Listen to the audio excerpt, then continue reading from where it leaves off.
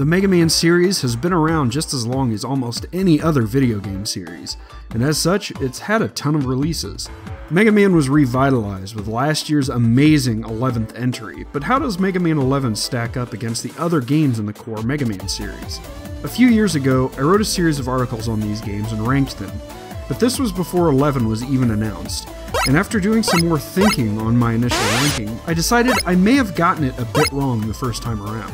Without too much explanation, here was my original list. I'll link the articles if you want to read into it a bit more. I feel like Mega Man is one of the few series I can speak with some amount of authority on, so I thought it'd be fun to do this again and spark some conversation. I do want to point out that there are no bad Mega Man games. Every game on this list is fun and worth playing. While I sometimes make jokes towards some games like Mega Man Base and Mega Man 8, I do genuinely enjoy playing those games. Also, my list is not going to be what every single viewer agrees with, so results may vary. If you want to contest something I say here, please comment. I love seeing other people's views on these games. Also, I have to point out that I've done a full review of every game on this list already, so if you want more info on any of them, check out the link to the Mega Man Review playlist in the description. And with that, let's get started with what I would deem the weakest game in the core Mega Man series. Mega Man and Base is the easiest game on this list to rank. While it has a lot of great things going for it, the biggest part of a Mega Man game that matters, the gameplay, is by far the weakest of the series. Mega Man and Base was only formally released in North America on the GBA, but the best way to play is still on the Super Nintendo, be it through a repro cart, an import cart, or on emulation. The Game Boy Advance squeezes down the resolution and also creates problems like blind jumps and hard to see enemies off the screen that don't appear on the original version, so I'd avoid it. We're ranking the Super Famicom version here. As great a game as this could have been, Mega Man and Base just kind of doesn't live up to its potential. MMB is the first game in the original Mega Man series to give players a choice of two playable characters, Mega Man and his rival Base. Capcom had previously hit a home run with Mega Man X4, which gave players the ability to choose between Mega Man X and Zero as playable characters, but Mega Man and Base just didn't quite work out the same way. Stages are long and tough if you don't play as Base, and bosses are hard if you don't play as Mega Man. The game just feels incredibly unbalanced no matter which character you play as. Base has a dash ability similar to what's seen in the X series, while Mega Man retains his slide. Base can't charge his weapon, and instead has a rapid-fire blaster. Base's rapid-fire blaster seems to work great on regular enemies in the game, but as Mega Man, enemies just take too many shots to be destroyed. But the graphics are super impressive for a 16-bit system, and the music and presentation are pretty good too, but unfortunately the gameplay falls short of every other game in the series, placing it at the bottom. Mega Man 8 is a pretty good game. Like Mega Man and Base, it looks and sounds great. Seriously though, Mega Man 8 is a very pretty game, especially on the HD version on the Legacy Collection. There's actually a lot to like about Mega Man 8's gameplay too. The game feels solid, it has a lot of fun Robot Master weapons, and even some cool purchasable power-ups like the Laser Buster. But the biggest problem I have with Mega Man 8 are the gimmicks that show up in every single level. There isn't a ton of pure action platforming in 8. Instead, there are a lot of attempts to make the experience different from past games. Snowboarding, rush jet shooters, puzzle levels, bubble riding, and these silly box things all kind of kill the Mega Man feel, in my opinion. It just breaks up the action too much. I could talk about how bad the voice acting is, because it's super meme-worthy, but the animation in the cutscenes is actually pretty top-notch. Just turn it down, especially when Mega Man is getting electrocuted by this giant robot. I don't want to have to listen to that more than I have to. Overall, Mega Man 8 is a good game, but it just isn't pure enough Mega Man for me.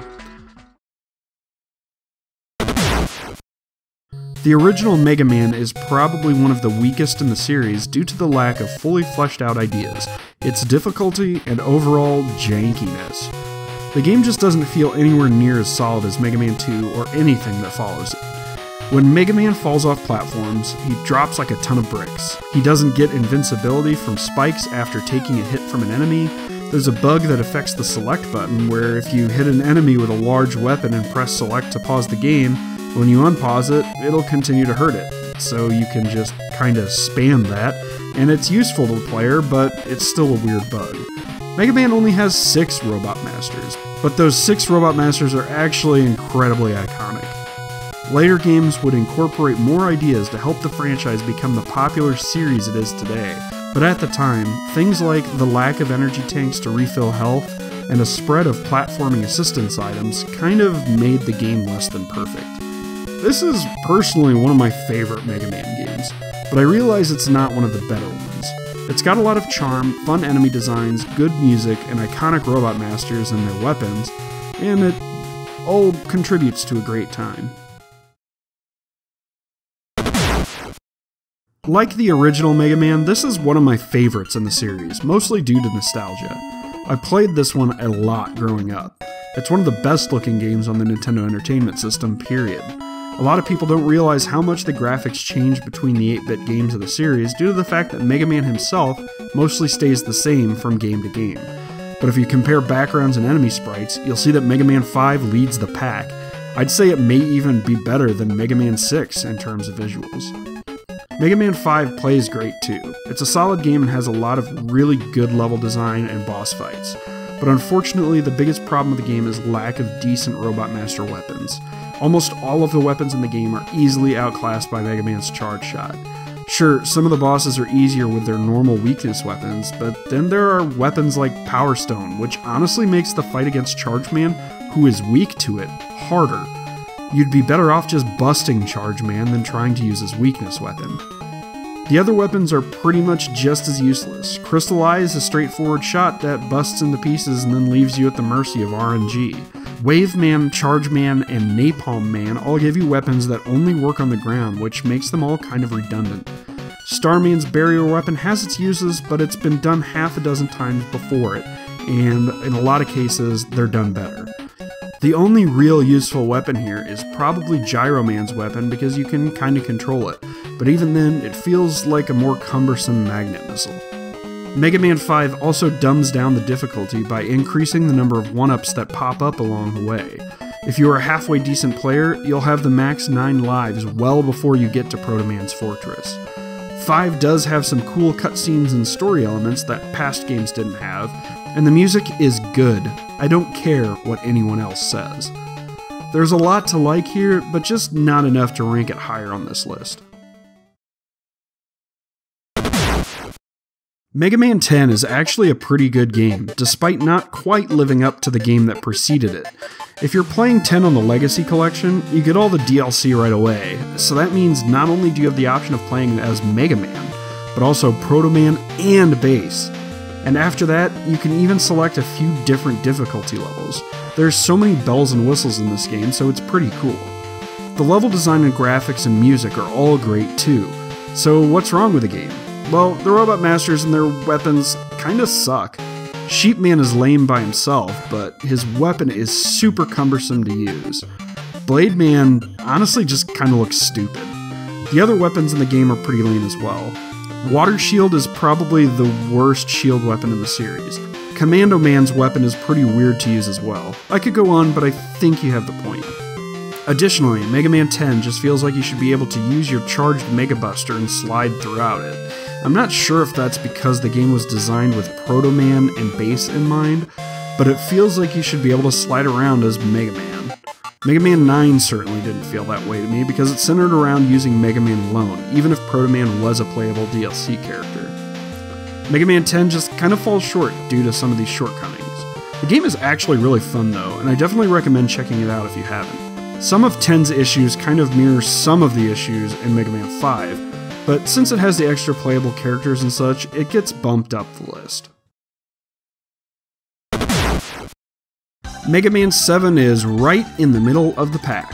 It's a really solid game and has a lot of really cool features like the Rush Armor, the ability to pick up Proto Man's shield, and the new Bolt system that was originally featured in some of the Game Boy titles that allow you to purchase upgrades and other useful items. The Robot Master weapons aren't the best in the series, but they're pretty useful compared to previous games I've mentioned. I gotta say, I love slapping stuff as Mega Man. Slash Claw. I know, it's a claw. Still, slappers! The graphics and music are amazing. This is one of the best looking games on the Super Nintendo. Honestly, I'd probably personally rank it as better looking than Mega Man and Bass, but I think that's just my preference of the artistic style. Unfortunately, the gameplay does feel a bit off compared to the NES games, mostly due to Mega Man's larger sprite. It takes some getting used to, but it's far from bad. Also, the Wily bosses are not great in this game. Wily himself is notoriously tough due to the fact that the weapons he's weak against are not easy to use against him, and because his attacks are super hard to dodge. Some of the other bosses in Wily's Fortress are kind of tough too, especially if you've never done them before. Fighting this giant mask boss is a real trial, having to jump on fast-moving missiles to gain enough air to shoot him in his weak point. 7 is a really good game, and I would say it's kind of underrated compared to other games in the series. Seriously, give it another try if it's been a while. How dare I put Mega Man 2 so low? Well, yeah, it's an amazing game. It builds off the original Mega Man in almost every way, and it's super iconic. But it also has some poor design choices, some that break the game both for the player's benefit and against it. Metal Blade. This weapon is awesome, but once you get it, why use anything else? That's the common advice people give for this game. Beat Metal Man first, and Metal Blade your way to victory. It's overpowered, and is even a weakness weapon for multiple Robot Masters. It's broken. And then you have situations like the Boo Beam Trap, which can be solvable with your limited stock of Crash Bombs, but if you make one wrong shot, which isn't hard for a casual player, you're stuck. You have to die, then go back and refill your weapon energy just for another shot at the boss. It's a huge mistake in game design if you ask me. I'm not going to go much else into Mega Man 2 because if you're a retro gamer and you've played a Mega Man game, you've probably played Mega Man 2 and you probably know how great of a game it is. It's iconic, it's great. It just doesn't take the Mega Man formula as far as some of the other games on this list. So in my opinion, it's not at all the best Mega Man game in the core series. So Mega Man 3 is lower on the list too, but hey, it makes the top 5. Mega Man 3 is just as legendary as its predecessor. It's an amazing game that builds a ton off of Mega Man 2. And you'd probably know just how much if I ever put out that third Evolution of Mega Man video. The weapons are a lot more balanced and the graphics have seen a nice bump in quality and detail. Also, there are additional levels, and you get to fight Robot Master bosses from Mega Man 2. Some of the weapons are super useful. Magnet Missile and Hard Knuckle work pretty well, and Shadow Blade is super versatile without being overpowered. But then there are some useless weapons. Okay, Topspin can actually be pretty useful if you figure out how to use it properly, but Spark Shot does nothing but freezes enemies in place, and it doesn't even damage them. While Mega Man 3 added new content and fixed some issues for Mega Man 2, it still includes some janky issues. Like if you die after rush jetting over the large pit in Needleman's stage revisit, you have to farm for energy, and it may just be faster to game over and try again. Or how Wily's stages seem super short and easy compared to everything else in the game. It's been said that Mega Man 3 wasn't completely finished on time and was rushed out the door, so that does explain some of these things, and it's still impressive how good the game is regardless, but I believe some of these issues hold the game back. I could go more into Mega Man 3, but like Mega Man 2, it's a pretty iconic game in its own right. And if you're really all that interested about what else I have to say about Mega Man 3, check out my old review on it. Mega Man 6 is a freaking cool game. It looks great and has a great soundtrack. Don't listen to the haters. Don't listen to them. The graphics are all very detailed, except of course the timeless look of Mega Man. And the music is actually really well done. My favorite track from the classic series actually comes from this game, and that's Flame Man's stage. 6 has a lot of cool features that set it apart from the other core games. For one, gone are your normal Rush platforming items, and in their place are Rush Power and Rush Jet adapters that create a suit of armor for Mega Man to help him break obstacles or fly over a short distance respectively. This adds a lot to the level design because now a lot of levels have multiple paths and even multiple boss rooms. In some levels, you may end up fighting the false boss if you don't take the right path. Defeating the proper boss will yield a part to put Beat together. Beat, who is introduced in Mega Man 5, flies around and kills stuff on screen. He's honestly not super useful, so getting to the true boss robots is pretty optional and more of a completionist's task. Even the castle levels have multiple paths and secrets. Some will show you an easier trek through the level or useful power-ups and items. The Robot Master weapons in Mega Man 6 kind of hold it back from the other games in the series in my opinion. It has a few useful weapons, like Blizzard Man's weapon, which creates shots behind Mega Man before shooting forward, and Flame Man's weapon, which is short and seems useless, but it's actually fairly strong. Tomahawk Man's weapon could be pretty useful to hit stuff above you, but it's a little hard to aim. And then there is another screen nuke weapon from Centaur Man, which is always kind of meh in Mega Man games, at least in my opinion. And Yamato Man's spear is just a slightly stronger, straightforward shot. So Mega Man 6 is actually a really good game, and I honestly think that it's better than Mega Man 2 and Mega Man 3. Sue me. Mega Man 4 used to be my least favorite Mega Man game on the NES, but it's grown on me a lot over time. Gone are some of the unpolished issues from Mega Man 3, and instead we get a fully fleshed out game with the regular 8 Robot Masters and 2 end-boss castles. 4 is the lengthiest Mega Man game released at this point, and all of the levels are designed very solidly. It brings a good challenge without being overly tough. All the weapons in Mega Man 4 are fairly useful, and none of them stand out as overpowered. On top of the Robot Master weapons, there are even hidden items that give you more movement and platforming options outside of Rush's normal coil, jet, and marine. Wire lets Mega Man latch onto the ceiling and pulls him up, and it's pulled straight from Bionic Commando. And Balloon pretty much acts like the Item 1 in Mega Man 2 did. Rush Jet was nerfed pretty badly, but that helps from keeping level design from being too easily skipped. The Robot Masters all have some fun concepts, and since we have 2 castles, we have a lot of huge screen-filling bosses to fight rather than just bringing in older Robot Masters, which, it was still cool, don't get me wrong. The charge shot that was included in Mega Man 4 does feel a little overpowered, but you can just as easily lemon shot your way through the game, with the exception of a few baddies here and there that require you to kill them with a charged buster. Mega Man 4 just feels super balanced compared to the other games in the series, and still poses a good challenge without being too hard. And Mega Man 4 has my pick of the best of the NES Mega Man games. Mega Man fans everywhere were incredibly surprised when Capcom announced Mega Man 11. People were cautiously optimistic, but I thought it looked great. The Blue Bomber did not disappoint with his latest outing either, giving players one of the best Mega Man experiences to date. Instead of the retro-inspired presentation used in Mega Man 9 and 10, Capcom decided to try a more modern look, and it looks really good. Some people aren't a fan of Mega Man's animations, but I think they're more than fine. The music is also very good despite some criticisms to the contrary. And then you play it, and it just feels so damn good. Mega Man handles just as well, if not better, than he ever has, and the quality of life changes to the menus and weapon switching just give it a feel like no other Mega Man game before it. The method of switching weapons and using the right control stick feels so intuitive and right. And even having a dedicated button to summon Rush makes you wonder why they didn't implement this in the previous games. On top of everything else, the level design is amazing. Levels have just the right amount of challenge, and enemy placement is good but not devious.